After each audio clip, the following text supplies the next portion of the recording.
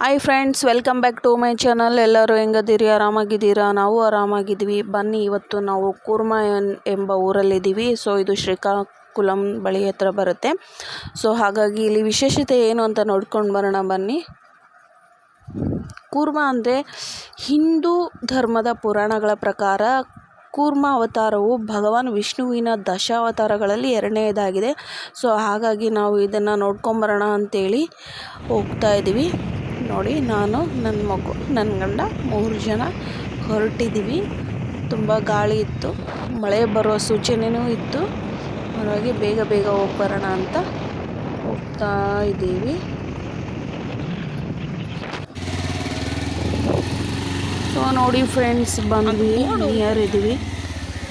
ಬನ್ನಿ ಒಳಗಡೆ ಹೋಗೋಣ. ಫೋನ್ ಅಲೋ ಇಲ್ಲ ಅನಿಸುತ್ತೆ, ಆದ್ರೂ ಎಷ್ಟಾಗುತ್ತೆ ಅಷ್ಟು ನಿಮಗೆ ತೋರ್ಸೋಕ್ಕೆ ಟ್ರೈ ಮಾಡ್ತೀನಿ. ನೋಡಿ, ಈ ಥರ ಎಲ್ಲ ಸುತ್ತ ಅಂಗಡಿಗಳಿದೆ. ಫೋಟೋಗಳು ಮತ್ತು ಸ್ವೀಟ್ಸು, ಹಣ್ಣುಗಳೆಲ್ಲ ಸಿಗುತ್ತೆ. ಸೊ ನೋಡಿ, ಬಂದು ಶ್ರೀ ಕೂರ್ಮನಾಥ ಸ್ವಾಮಿ ದೇವಸ್ಥಾನ ಶ್ರೀಕಾಕುಳಂ. ಬನ್ನಿ ಒಳಗಡೆ ಹೋಗೋಣ. ನೋಡಿ, ಕೂರ್ಮ ಅಂದ್ರೇ ಆಮೆ ಅಲ್ವಾ. ಸೊ ಜನ ಇಲ್ಲಿ ಆಮೆ ನೋಡ್ತಾ ಇದ್ದಾರೆ, ನಿಂತ್ಕೊಂಡು ಆಮೆಗಳನ್ನ ಸಾಕಿದ್ದಾರೆ ಅಲ್ಲಿ. ಹಾಗಾಗಿ ನಿಂತ್ಕೊಂಡು ನೋಡ್ತಾ ಇದ್ದಾರೆ. ಸೊ ಸ್ಲೀಪರ್ ಬಿಡಕ್ಕೆ ಹೋಗೋಣ ಬನ್ನಿ. ಇವಾಗ ಈ ಕಡೆ ಸ್ಲೀಪರ್ ಕೌಂಟ್ರ್ ಮಾಡಿದ್ದಾರೆ. ಸೊ ಅಲ್ಲೋಗಿ ನಾವು ಸ್ಲೀಪರ್ಸ್ನ ಬಿಟ್ಟು ಬರೋದು.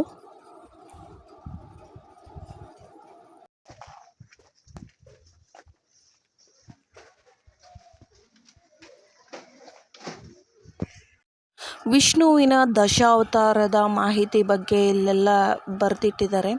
ಸೊ ಇದನ್ನು ತೆಲುಗು ಬಂದವರು ಓದ್ಕೋಬೋದು. ಹಾಗೆ ಇಲ್ಲಿ ನೋಡಿ, ವಿಷ್ಣುವಿನ ಅವತಾರಗಳು ಯಾವ್ಯಾವು ಅನ್ನೋದ್ರ ಬಗ್ಗೆ ಚಿತ್ರಗಳ ಮೂಲಕ ಇಲ್ಲಿ ಬರೆದಿದ್ದಾರೆ.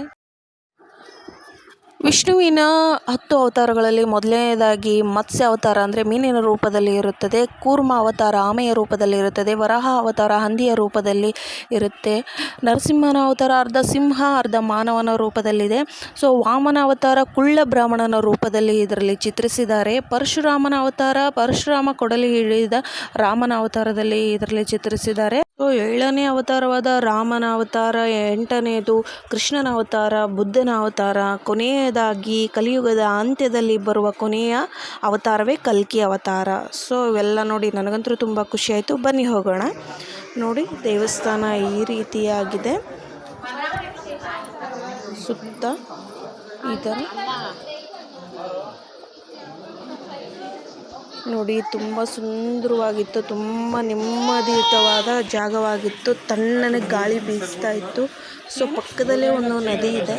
ಆ ನದಿ ಇಲ್ಲಿ ಟಿಕೆಟ್ ತೊಗೋಬೇಕು. ಟಿಕೆಟ್ ತೊಗೊಂಡು 10 ರೂಪಾಯಿ ಟಿಕೆಟು ತೊಗೊಂಡು ಒಳಗಡೆ ಹೋಗಬೇಕು. ಒಳಗಡೆ ಫೋನ್ ಅಲೋ ಇಲ್ಲ. ಹಾಗಾಗಿ ಫೋನ್ನ ಒಳಗಡೆ ತೊಗೊಂಡು ಹೋಗೋಕ್ಕಾಗೋದಿಲ್ಲ. ನಾನು ಹಾಗಾಗಿ ಸುತ್ತಮುತ್ತ ಇರೋ ಪರಿಸರನ ನಾನು ನಿಮಗೆ ತೋರಿಸ್ತೀನಿ. ನಾವು ಟಿಕೆಟ್ ತೊಗೊಂಡು ಒಳಗಡೆ ಹೊರಡ್ತೀವಿ. ಸೊ ಆದ್ರೂ ನಾನು ನಿಮಗೆ ಒಂದು ಸಲ ದೇವಸ್ಥಾನದ ಒಳಗಡೆ ತೋರಿಸ್ತೀನಿ. ನೋಡಿ, ಈ ರೀತಿಯಾಗಿದೆ. ಸೊ ಒಳಗಡೆ ಬನ್ನಿ, ಹೋಗೋಣ.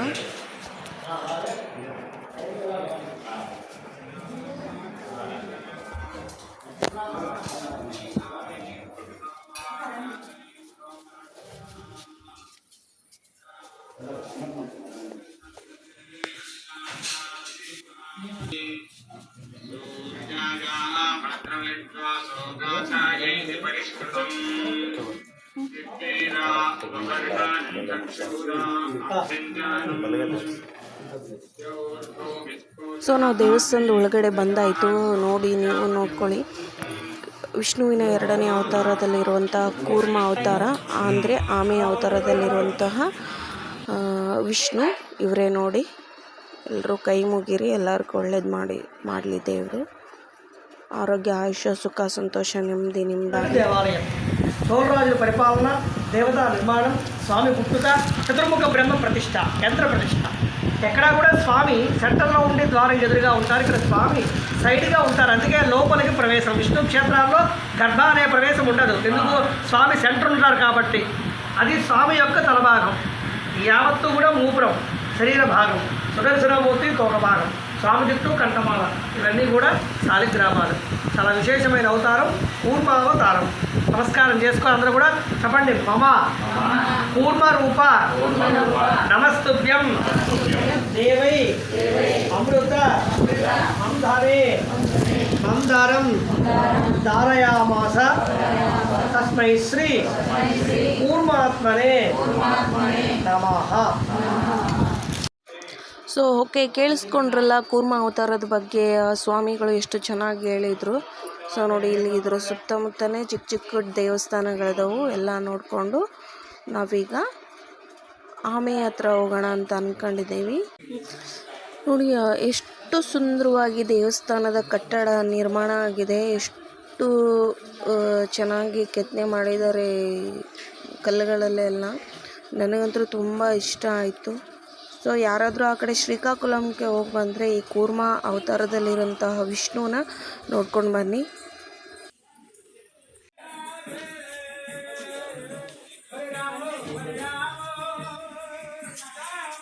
ಮಧ್ಯಾಹ್ನ ಊಟದ ಸಮಯ 12 ಗಂಟೆಯಿಂದ 1:30 ತನಕ ಇಲ್ಲಿ ಪ್ರಸಾದ ಸಿಗುತ್ತೆ. ಹಾಗಾಗಿ ಅಲ್ಲಿ ಆ ಕಡೆ ಹೋದರೆ ಪ್ರಸಾದ ಮಾಡ್ಕೊಂಡು ಬನ್ನಿ.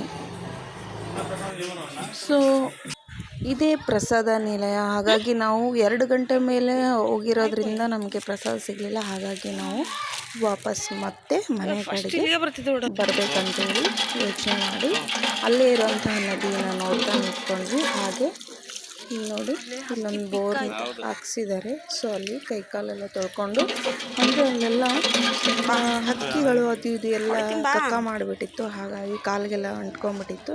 ಹಾಗೆ ನಾವಿಲ್ಲಿ ಕಾಲು ತೊಳ್ಕೊಂಡು ಆಮೆ ನೋಡೋಣ ಅಂತ ಬಂದ್ವಿ. ಎಷ್ಟು ಚೆನ್ನಾಗಿದೆ ಆಮೆ, ರಿಯಲ್ ಟಾರ್ಟಾಯ್ಸ್ ಇದು. ಸಿಕ್ಕಾಪಟ್ಟೆ ಚೆನ್ನಾಗಿದ್ವು. ಆಮೇಲೆ ವೆರೈಟಿ ಆಮೆಗಳನ್ನು ನಾವು ನೋಡಿದ್ವಿ ಇಲ್ಲಿ. ಸೊ ಅವಕ್ಕೆಲ್ಲ ಆಹಾರನೂ ಕೊಡ್ಬೋದು. ಹಾಗೆ ನಮಸ್ಕಾರ ಮಾಡಿಕೊಂಡು ಇವಾಗ ನಾವು ಮನೆಗೆ ಹೋಗಬೇಕು ಅಂತ ಯೋಚನೆ ಮಾಡ್ತಾ ಇದ್ವಿ. ನೋಡಿ, ಇಲ್ಲಿ ಆಮೆಗಳ ರಾಶಿ ನೋಡಿ ಎಷ್ಟೊಂದಿದೆ. ಆಮೆಗಳು ಒಂದ್ರ ಮೇಲೆ ಹತ್ಕೊಂಡು ಕೂತ್ಕೊಂಡ್ಬಿಟ್ಟಿದೆ. ಸೊ ಇವನ್ನೆಲ್ಲ ನಮ್ಮ ತಾರಕ್ಕನಿಗೆ ತೋರಿಸ್ಕೊಂಡು ತುಂಬ ಖುಷಿ ಪಟ್ವಿ. ನಾವು ಇಲ್ಲಿ ಬಂದು ನಮಗೆ ತುಂಬ ಖುಷಿ ಆಯಿತು. ಸೊ ಒಂದ್ಸಲ ನೋಡ್ಕೊಳ್ಳಿ ಎಷ್ಟು ಚೆನ್ನಾಗಿದೆ ಸುತ್ತಮುತ್ತ ವಾತಾವರಣ ಎಲ್ಲ ಅಂತ ನೋಡಿಕೊಂಡು ಇವಾಗ ನಾವು ಇಲ್ಲೇ ಒಂದು ಬೀಚ್ ಇದೆ ಅಂತ ಹೇಳ್ತಾಯಿದ್ರು. ಸೊ ಅದನ್ನು ನೋಡಿಕೊಂಡು ಮನೆಗೆ ಹೊರಡೋಣ ಅಂತ ಅಂದ್ಕೊಂಡಿದ್ವಿ. ಓಕೆ ಫ್ರೆಂಡ್ಸ್, ಇವತ್ತು ನಾವು ಇನ್ನೊಂದು ಬೀಚಿಗೆ ಬಂದಿದ್ವಿ. ಅದು ಹೇಗಿದೆ ಅಂತ ನಾನು ನಿಮ್ಗೆ ತೋರಿಸ್ತೀನಿ. ಆವಾಗಲೇ ನಾವು ಅದು ಟೆಂಪಲ್ಗೆ ಹೋಗಿದ್ದಲ್ಲ, ಅದು ಯಾವುದು?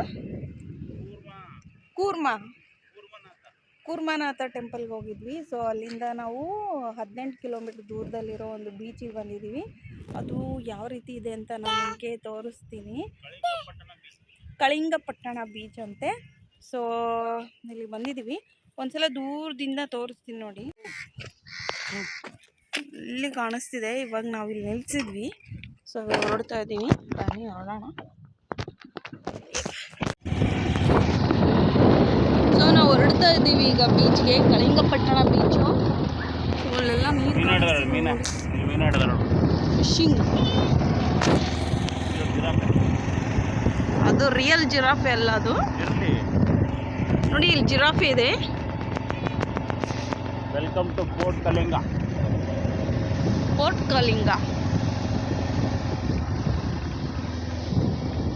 ನದಿ ನೀರು ಸೇರೋದು ನೋಡಿ, ಇಲ್ಲಿ ನದಿ ನೀರು ಸೇರ್ತಾ ಇದೆ.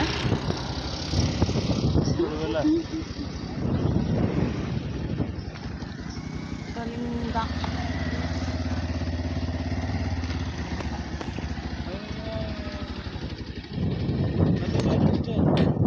ಅಲ್ಲಿ ಸಮುದ್ರ ಕಾಣಿಸ್ಕೊಂಡು ಆ ಕಡೆ ಹೋಗ್ಬೇಕಂದ್ರೆ ಬೇರೆ ದಾರಿ ಇದೆ.